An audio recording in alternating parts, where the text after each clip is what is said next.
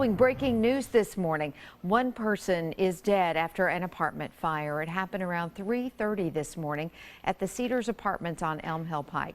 Firefighters say the blaze was contained to a living room of one of the units and caused a lot of smoke. The name of the victim has not yet been released. He was identified as a middle-aged man, and no other units were affected. Happening right now, police here in Nashville searching for a man accused of violently attacking and kidnapping his girlfriend. News Channel 5's Deja Knight joins us live at the police precinct with more on what is happening right now. The woman was found and taken to the hospital. In light of what we've seen with Baltimore star Ray Rice, domestic violence certainly in the news, and now we've got a local example of that, it sounds like. Yeah, exactly, Steve, and definitely emotionally scarring for this woman. She only suffered minor injuries, but what she went through, pretty scary stuff, according to police. And her boyfriend, who is also the suspect, still on the run this morning. His name's Christopher Brown. He's 28 years old, wanted on a couple felony warrants, I'm told, by police. Take a look at this video. This all started out in West Nashville on Susanna Drive. Now, we're told that the woman and Brown were arguing.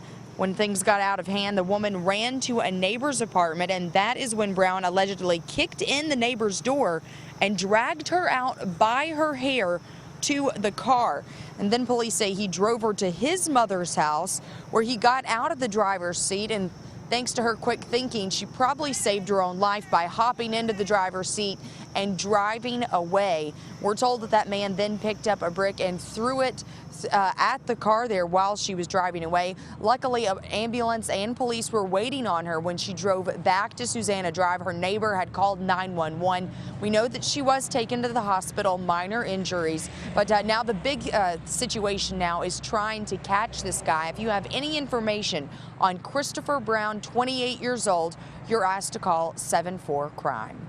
We're live in West Nashville. Deja Knight, News Channel 5 HD. Deja, thank you. New this morning, a man was rushed to the hospital after a shooting at a Nashville motel. Happened just after 10 last night at the Congress Inn on Dickerson Road. Police say a man was sitting outside the inn when he was grazed by a bullet. He was taken to the hospital, but is expected to be okay. Police have not released a description of the suspect, and we're told the victim is not cooperating with authorities. After more than a week on the run, two of the teens who escaped from the Woodland Hills Youth Development Center are now back behind bars. Police arrested two 17-year-olds yesterday near Metro Center. 3 teens still remain at large, so take a look at their photos. If you see them, call police. Meanwhile, 8 of the teens arrested last week for escaping faced a judge yesterday. The teens are at least 18 years old, so they're being tried as adults. All pleaded guilty and will have to spend a year in jail. But one has to pay a $1,000 fine to the state and police for extra resources it took to catch him. Residents who live near the center were at a community meeting last night to express their concerns. Among those in attendance, the father of one of the teens still on the run. He made an emotional plea for his son to turn himself in. If anybody know their child, they know their child better than a psychiatrist, better than a therapist, because this is your child. And this is my child, and I love my child. So I'm going to take this opportunity to say, Cavante, turn yourself in, do what you got to do. And all the rest of you brothers who are out there, turn yourself in and just go ahead through the process.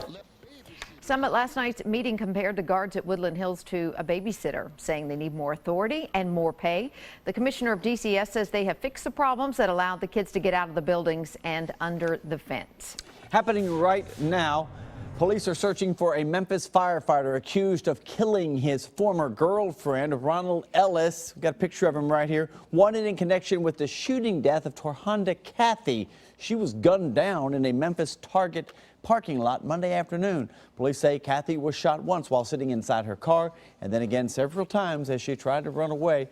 We're told those two had previously been involved in a troubled relationship. And a Clarksville man is facing charges after police say he accidentally shot himself and then lied about it. The Leaf Chronicle reports that Kevin Griffin II told police he was shot by an unknown man driving a gray car back in August. And after investigating, police determined Griffin made it up in an attempt to cover up that he actually shot himself in the knee by accident. He was arrested this week and charged with felony false report. She is accused of stealing thousands of dollars from wounded veterans. This morning, she is facing charges. TBI agents say that Christy Overstreet Hill stole more than $20,000 from the Wounded Warriors Project Fund and used it to pay personal bills. Hill's been managing that account since 2011. She is right now charged with theft. Investigators are going to go back out to Decatur County this morning, trying to search for more evidence in the Holly Bobo murder case. Yesterday, more than a dozen TBI agents searched the dense wooded area where Holly's skull was discovered by two men hunting for ginseng on Sunday morning. It's unclear if they were able to find any more clues. We're told that search will expand to nearby properties, not just the cell phone tower area you see right there, but the wooded area around there, even a small road that runs to a nearby sawmill.